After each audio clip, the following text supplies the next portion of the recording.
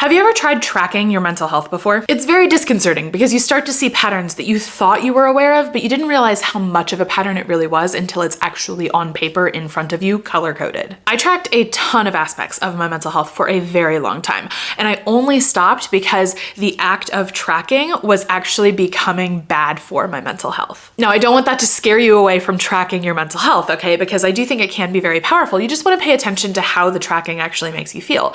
Because at first, when I started tracking, it made me feel very overwhelmed and disconcerted because I was like, wow, I feel really bad like a lot of the time. But it did feel helpful to see it on paper. It was like, oh, I'm not crazy. I'm not exaggerating. Like, I really do feel like garbage like a lot of the time. Whereas later on, like years later, years and years of tracking my mental health, I eventually reached a point where I was so obsessed with my mental health and everything that as I was tracking, what was happening was I was putting myself in a bad mood in order to validate myself.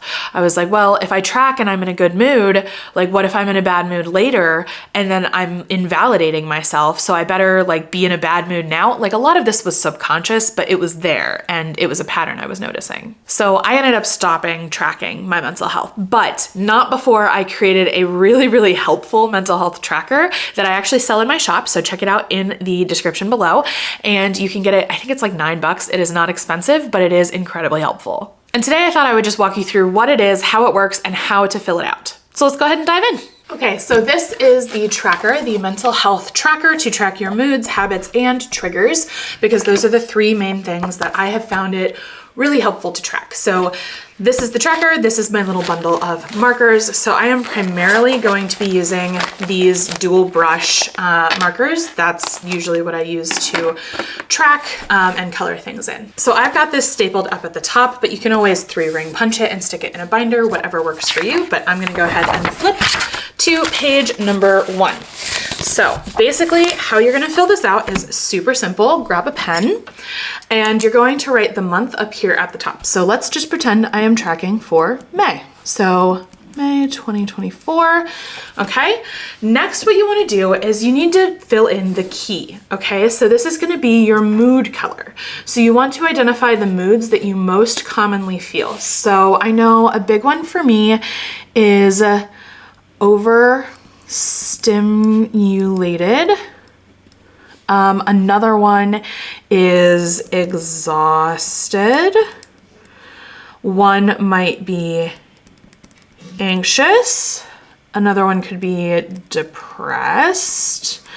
And finally, let's do a happy one perhaps and just put content. Okay, now we want to assign each of these a color. So let's just pick a color. We're gonna make the happy one yellow because I'm a cliche. But you just want to go through and do this with each one. All right, next up, we're going to do the same thing, but for amount of sleep. Amount of sleep can have such a big impact on our moods, you guys, so it is really important to track. So for me, I'm gonna say when sleep is greater than 10 hours, that's gonna be 1. When it's 9 to 10, it'll be a different color, 8 to 9, 7 to 8, and then less than 7. So I get a lot of sleep. I get a lot of sleep. It's really important to me. It's really integral to my mental health. So for me, this is what works. But if you tend to get less sleep, just change the numbers. That's why I left it blank so that you can fill in what works for you. Next up, what we're gonna track is caffeine and alcohol intake. If there are other substances that you partake in, I encourage you to just cross out one of these and replace it with that substance. And you just wanna track substances because substances can absolutely affect mood. So for me, I usually make caffeine orange because orange is a very buzzy color to me. And then alcohol is usually purple because it's, you know, a depressant. It brings everything down a notch. So there is that. Finally, you might have noticed a bit of the elephant in the room. I do include suicidal ideation on my mood tracker because I think it's important to track and to know how often you're experiencing this, because sometimes when we're in therapy or at coaching, our helping professional will ask, you know, are you experiencing this? And if we're not experiencing it in the moment, we say, oh no, of course not. But here's the thing. If we can look back at our mood tracker and be like, well, I'm not experiencing it right now, but I've actually experienced it 6 times in the last month, that's important to know. So that's why I track this one. And for me, I just make it black because, you know, yeah. So let's go ahead and move on to the next page. And this is the fun part. This is the tracking. So this is my moods, right? So here's how you're gonna fill this out. The middle circle is date. So you're just gonna go through and put the date on each pie slice, okay? And there should be 32 pie slices, I believe, maybe 31, so enough for every month. Then next, we've got a great big section for mood. So this is because I want you to be able to include more than one color, because I do not like mood trackers that only let you track one mood per day, because let's face it, most of us have far more than that. Next up, I just put Z's. This is for sleep. So you can track your sleep color using the key on the previous page, caffeine and alcohol, and suicidal ideation. So that's how you would fill that out. So let's just do a sample one real quick. Let's pretend it is May 1st. So I'm just gonna put a little 1 right there. And let's say I had a really good day, but I was a little overstimulated. So let's go back and check our key. So I was mostly content with a little overstimulated, and by the end of the day, I was exhausted, okay? So that's what we're gonna do. So I'm gonna make it mostly yellow. Mostly yellow, there we go. Then I'm gonna add a couple of like stripes of orange. So like that. You can make this as visual as you want it to be, whatever it needs to look like to suit your brain. And then at the end of the day, I'm just gonna fill in some exhaustion, okay? So there is that. And let's say the night before, because the way you want to track sleep is not, okay, on May 1st, I track my mood and then I track how much sleep I got the night of May 1st. You want to track how much sleep you got the night before, because the sleep you got the night before is going to impact your mood. Does that make sense? So on, what is it, April 30th, I think? So on April 30th, how much sleep did I get that night? So let's say I got less than 7 hours. Ooh, oh no. So I'm gonna go ahead and fill in that for sleep. Then for caffeine and alcohol, let's say on May 1st, I don't know, it was beautiful weather and I had a margarita. So that's not caffeine, that's alcohol. So go ahead and grab the purple.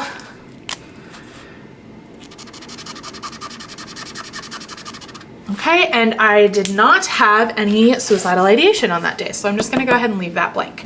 So that's how you fill out the My Moods, which I think is super helpful to just be able to visualize what your moods look like and the things that might be affecting it. Next up, we have a brief reflection on your month. So I would not fill this out on May 1st. I would fill this out at the end of May. And the questions it asks, let's see, May 2024, okay? It says, this month I felt. So you can go back to your mood wheel and look at the mood wheel and be like, what did I feel? Because a lot of people, especially ADHDers out there, we don't always remember what we felt if we're not feeling it in the moment. So look back at your mood wheel, fill out how you felt. Then my mood this month was impacted by. I think this is so important, okay? You have got to know why your moods are the way they are. And you don't have to pinpoint a reason for every mood, every feeling, everything, right? That is where I ended up, and I ended up a little too obsessive, right? But it is important to know, like, oh, I moved this month. Like, that was huge. Or, oh, I had a fight with a friend or something like that. So it's important to track that too. Then we've got habits. So again, we're gonna fill in May 2024, okay? And then week we'll do 1 through 7. Now I have no idea if that's like a Monday to Friday or whatever, but so we've got Monday, Tuesday, Wednesday, Thursday, Friday, Saturday, Sunday. So I have it starting on Monday because that's typically how I start my week. And you can track morning habits and evening habits. So this is if you have a morning routine, evening routine. If you need an afternoon routine, but you're not so much a morning person, just cross this out and write afternoon.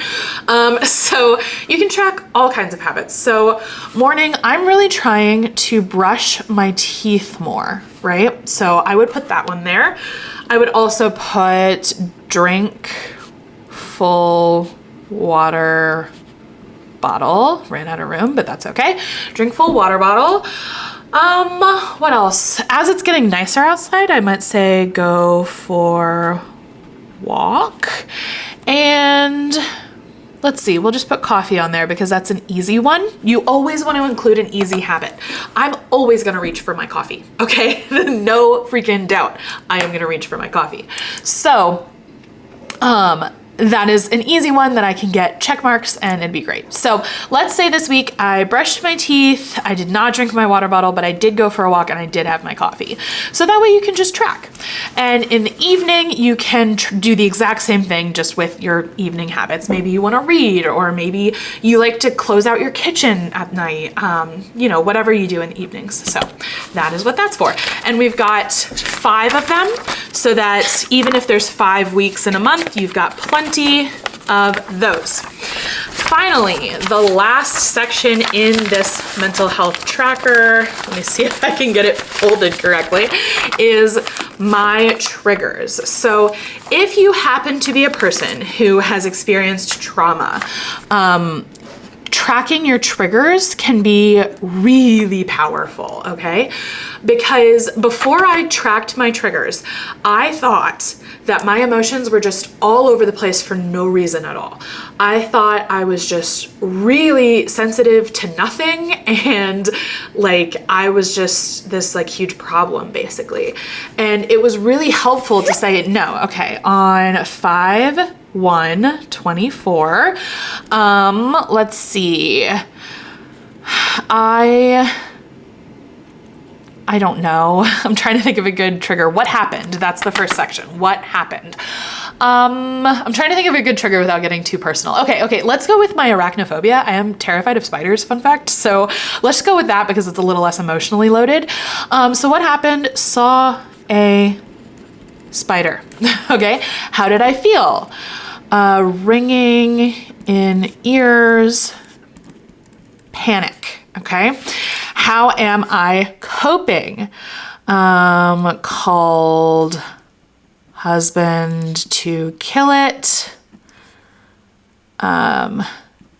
Stimming. Stimming is a really big one that has helped me with panic, by the way, in case you deal with panic and you enjoy stimming. Stimming can really help with panic, fun fact. So this is how I would fill that out. You can always give yourself multiple lines if you need more space to write. My handwriting, as you can see, is very messy and a little big and kind of sloppy, but if you've got smaller, neater handwriting, 1 line might suffice, totally up to you. Or if you're chatty and you like to write, you can take up multiple lines. This is will be given to you when you buy it in a PDF document. So you can print this out, but you can also select this last page and choose to print it multiple times if you want. And that way you can have multiple pages of trigger tracking in case you are a person who tends to get triggered a lot, which if so, I'm very sorry, but also I get it. Okay, this is my mental health tracker. I hope you guys got a lot out of that. This was really fun. If you'd like to buy it, like I said, it's a PDF printout. You can go to the description below and check it out, and I will talk to you all next time.